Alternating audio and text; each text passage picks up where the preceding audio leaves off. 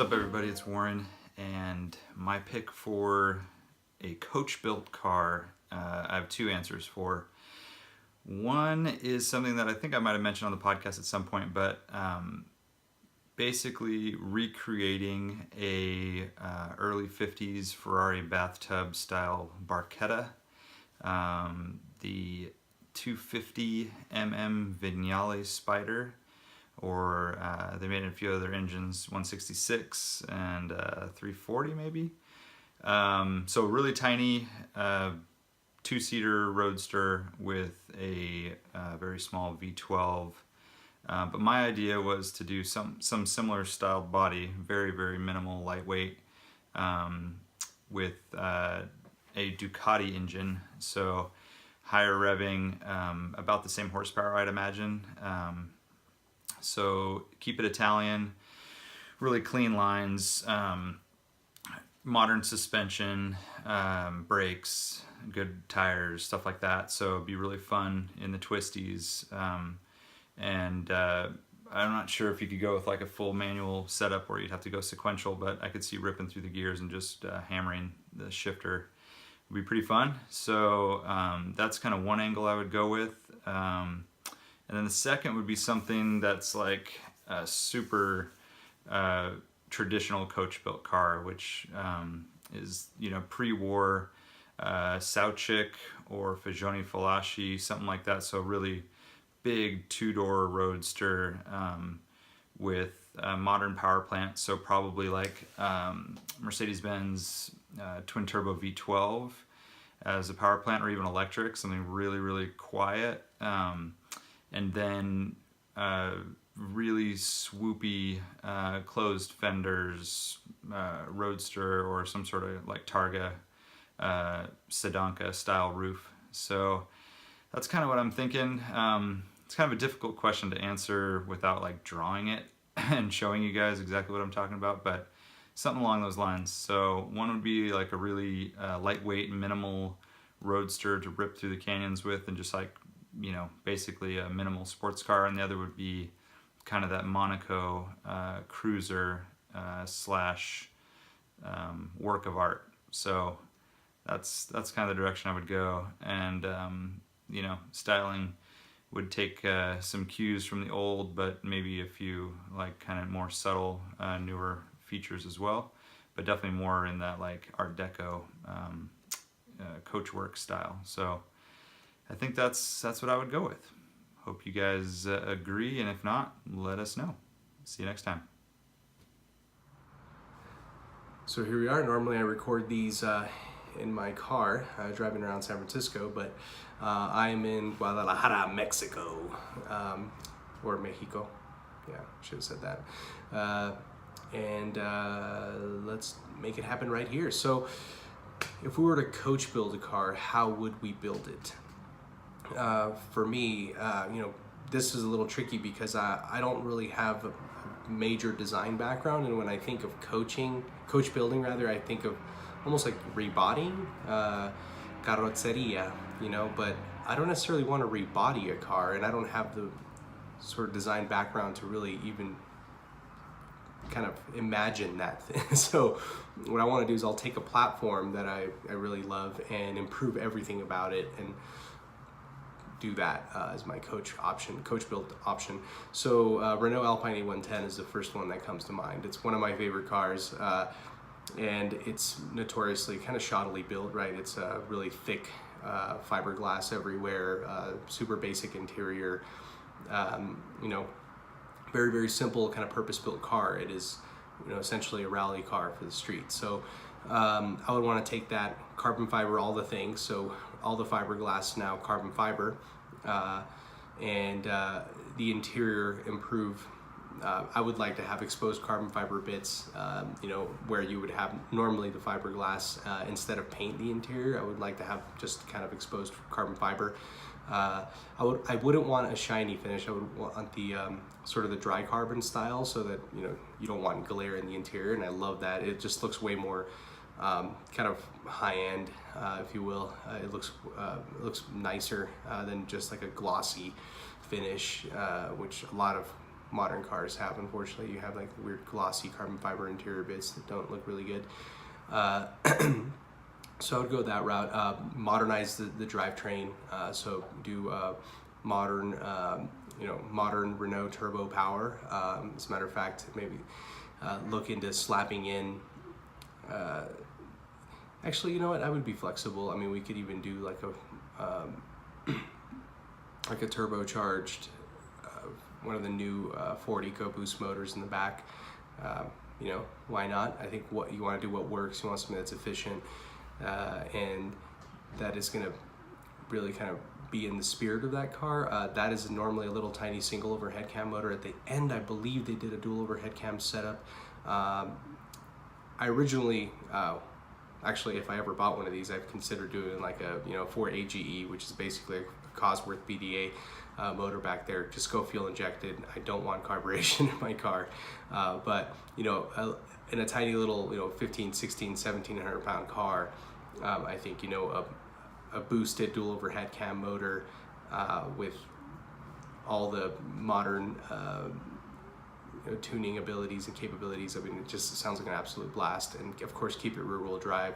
But I would just want to improve all the materials. I would want to go do full custom suspension, hit up like Bilstein or KW, and have them work with me on putting together, maybe altering the geometry a little bit, but ultimately trying to keep it in the spirit of the car. So very tail happy, and just being able to make it stable for most road surfaces, so that it's not scary to drive, because I would love to enjoy that thing.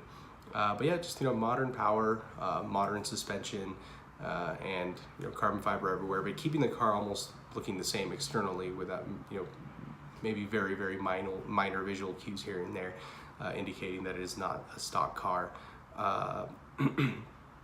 But I can picture a lot of Alcantara in the interior, not so much leather, and polished aluminum bits, or brushed aluminum. It's called brushed aluminum is what I want. So almost like I'm envisioning a Pagani interior, but Alcantara and brushed aluminum bits. Just go that route. That is sort of like my number one choice.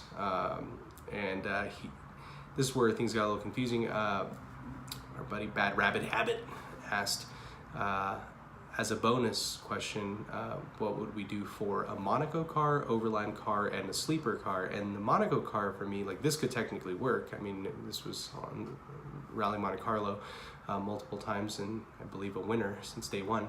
But R5 Turbo, so a Renault Turbo, R5 Turbo would be a great option here. I think for Monaco, it's got the heritage, but I'm not sure if he means Monaco like Monaco, like, you want to roll up, with all this swagger, big pimpin'. Monaco is all about, obviously it's all about glam, right? So a very glamorous place. So I'm not sure if the question there is a big gigantic Rolls Royce or Maybach kind of thing, but I'm gonna go. I'll do the R5 just because it has a terrible interior. The Turbo 2 does. The original turbos are pretty awesome, actually. They're very artistically put together. They have insane seats and crazy colors and stuff, but I would just do something really cool with that interior. Do period correct, Recaro seats in there, and just go nuts with like confetti style, like 80s, like super radwood interior. I really like the Renault like Formula One elf color combination. So like you have the yellow, it's a white, yellow, and black and blue, I think. Like I would want to go with that motif. So same deal though, just improving the materials and fit and finish, tightening up all the gaps, and removing, making it a really solidly built car, eliminating squeaks and rattles and things like that. And for sleeper, I would go E28. So E28, I want rack and pinion, I want rack and pinion, I want rack and pinion. Those are awesome cars. I've raced that car, but the steering sucks and it's super slow. So if you can improve that, the rest of the chassis, there's plenty of options there. Again, materials and all that kind of thing. And that one has a lot more to work with. So I think that's a cool car do it, basically interior wise, just really pimp it out. That one I would do like the best leather, go like Rolls Royce status, and all the goodies. Really beautiful brushed aluminum gauges, and just go nuts on the details. Where that car is pretty plasticky in the interior, which is fine. It's not bad plastic, but I would want to do really nice wood, like a natural finish wood trim in the interior and all that. And but that could be a sleeper, where you can go full out. I would do something nuts, go like take that E60 M5 V10 motor that belongs in something pretty. I hate that car. I think it's hideous, but phenomenal engine. So we want to put that in there and just go nuts with that. Overland, I'm not a big Overland guy, but I'm just gonna go go lame here and just stick to my favorite Land Rover Defender. I would go 110. So I want the longer wheelbase and spruce that thing up. Obviously they're notoriously sparse cars, but more modern drivetrain, that helps a ton, right? Because they're super underpowered stock and everything. But do like a beefy turbo diesel engine and and improve it. Not go full Bowler status, but just something that is more rock crawly but comfortable to be in, and better interior, a little more insulated. And make up for that extra weight. Try to keep materials light, but make up for that extra weight with more power and beefy brakes. So those are my answers, man. Later, gracias, and we'll see you next time. All right, for John's question, I kind of didn't know how to go about it. A coach-built car traditionally would be buying the chassis of, say, I don't know, some old Bentley or something, and having a coach builder build a body for you, which was pretty cool back in the Duesenberg days and stuff like that. But I think these days, when you have a one-off body, it's just kind of cheap. And I think with cars, it's hard because it takes a lot. It takes a lot of exposure to kind of get used to a lot of cars. And I know from my personal taste, a lot of cars I see, I don't necessarily like right off the bat, and then it takes a while to warm up to them, and then maybe I still don't like them that much, but they're not as polarizing and kind of awkward looking. So I think it's hard these days to do a coach built car and recreating an old vintage kind of style. Like, we're not gonna do better than the Lusso or Jaguar XK SS or something like that, or E-Type. So for this question, I'm taking it in the direction of essentially which cars am I going to Singerize? Which is, I think that's more in line with what I would do if I had all the money in the world. I would probably Singerize a number of cars, which means taking I think it could mean a couple things, but in the Singer world of it, I think it means taking an already good car or pretty car and just focusing all the attention on every little square foot, every square inch, really. So taking the pedal cluster and taking that apart and putting all the best components in there and the most beautiful components, and then taking the bezels and spending tons of time on those. So they're not just spray painted black, they're finished in this perfect, they're in titanium or something with a really nice matte finish, and it's just the attention to detail, right? And the hinges and the bolts and titanium bolts and or perfect stainless hardware and all this stuff. It's all that attention to detail that as a whole creates this beautiful piece of art, really. And it's kind of doing what the factory couldn't do because of budgets and because they have to make money, and these cars can't cost, they can. Pagani is a case where, he does a lot of this stuff, but the cars are $3 million. So, it's kind of budget, no option, just making every single part of the car a work of art, essentially. So my first choice, it's actually not my first choice. The first car I thought of was my, the one that is going to be my kind of undercover car. But my first choice is a Porsche 914. So I'm a vocal 914 lover. I love 914s. I've always loved them. I've had a couple of them. My family's had 15 of them or something like that. Someone's at my door.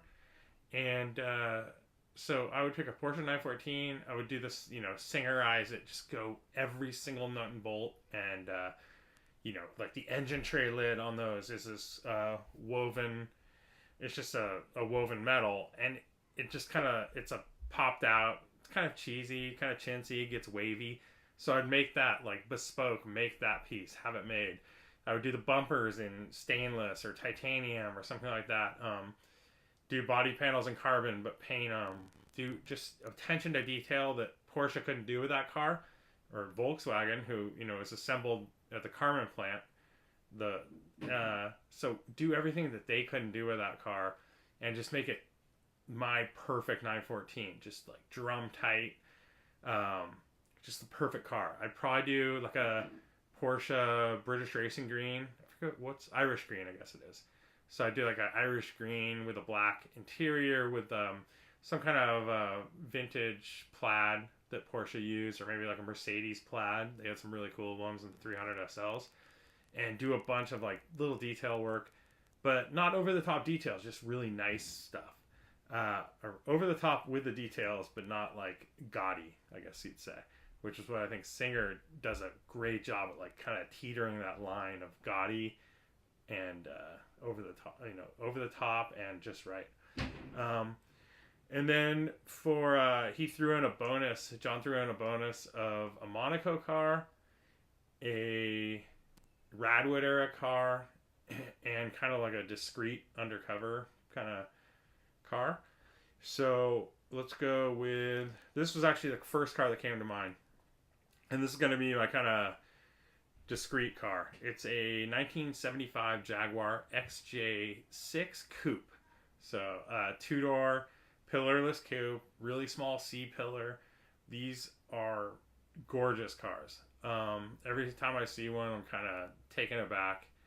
But they have the Jaguar, Lucas, all that stuff. And so I would just do a full, retro mod. I'd keep it all pretty stock looking. Steel wheels look great on these. I do probably like a cream with an oxblood interior, maybe a silver. Even though I'm not a silver car guy, I think these look really nice in silver. They also look nice when you do the black lacquer roof. There isn't much of a C pillar or an A pillar, so it's just kind of the top. It looks really nice with these. So yeah, I would do that, and I'd do probably a more modern, like a engine out of a modern Jaguar, and a nice. Definitely want to row my own in this, so I do a manual transmission. I think that would be really sweet. Maybe the 6-cylinder, the new 6, that the newer 6-cylinder they have would be cool, but a V8 would be pretty awesome. And then my Radwood era car, I'd have to choose. I was kind of thinking about it, and I think I have to go 944, because that's a car that I would love to have all the money in the world to just go through a 944 and make it into something, because it's a really nicely built car, and they're really solid and nice, but they definitely were held back by like the cost thing and everything. I mean, and they weren't they were expensive, but they weren't crazy expensive car. So I love doing 944 like Singer style and just make everything kind of perfect. Use the best materials, and just rather than my GTS like fiberglass bumper, make that out of have that made out of carbon fiber, and do little things that like people wouldn't notice at first, but they'd be like, that's the stuff I like. So I like the stuff where you look at a car and you go, that car looks really good, but I don't know why. And then you kind of look and you see all the little details, and all those details added together make it into something special. So I would love to do that with a 944. Like, take a $5,000 1983 944 and turn it into something amazing. A $500,000 build. I don't care. Just like spend all the money on it. Along the same line, it'd be and not as nice of a car or well built. It would be cool to do a Fox body in that way. So like take a Fox body and kind of Europeanize it. Is that a word? Kind of de-rattle it and maybe do new bumper caps and stuff like that. They're always kind of wavy. Do all that stuff to a Fox body would be pretty sweet, I think. And then a runner-up for my 80s car would be a Rabbit, a Volkswagen Rabbit with a Porsche 928 running gear. Everything. The whole chassis out of a 928. So just like the 928 prototype that ran around before the 928 came out was a Volkswagen. I talked about this on Smoking Tire, but it was a Volkswagen. It was a 928, full 928 chassis, engine, suspension, everything with a Rabbit body on it. I think that would be most badass car ever, and it would win every Cars and Coffee, and it would be fun to go on a rally, and it would just be awesome. And then my Monaco car, this one's kind of hard for me because I want to go over the top, but I'm not that kind of guy. So but I also want it to be classy, so I picked a Ferrari Lusso. So my Lusso would be light blue with a medium brown interior. And I think that would be a perfect Monaco car. I could fit all my luggage in it. Super classy and perfect for Monaco, I think. Classy but sporty. So those are my picks. I don't think I answered the question right, but it was still fun to kind of go through these choices. You know, we've been asked about the Singer car a lot on the podcast, but so it's kind of fun to go through it and do it this way. All right. Bye.